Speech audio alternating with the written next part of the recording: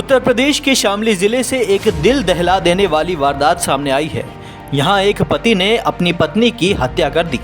अमूमन इस तरह के गुनाह के पीछे कुछ प्रमुख वजह होती है, जैसे पत्नी का किसी गैर मर्द से संबंध होना या अपने नाजायज संबंध को छिपाने के लिए पत्नी की हत्या कर देना। लेकिन शामली में हुए इस हत्याकांड के पीछे की वजह ऐसी है जिसे सुनकर कोई भी दंग रह जाएगा।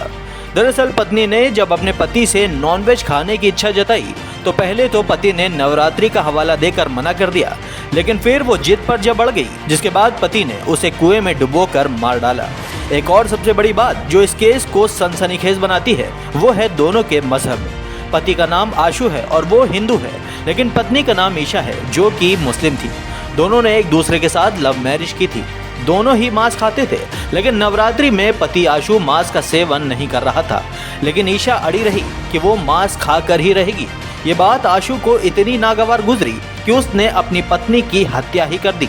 आपको बता दें कि लाश 3 दिन पहले बरामद हुई थी।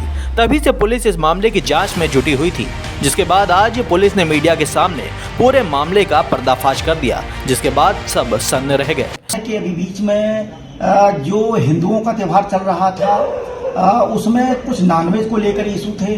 फिर लड़की कहीं उसको लेकर के अपने मामा के घर जाने की भी बात कर रही थी, जिसको लेकर के लड़ाई झगड़ा हुआ था और इसी को आधार बना करके उसके मन में भी कुछ आशंकाएं आई थी और उसके द्वारा अपने घर के अंदर हत्या की गई थी।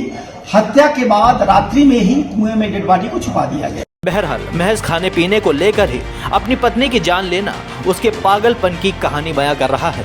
दूसरी तरफ जब मामला हिंदू मुस्लिम से जुड़ा हुआ है तो ये और ज्यादा संवेदनशील हो जाता है। ब्यूरो रिपोर्ट, दी भारत टीवी।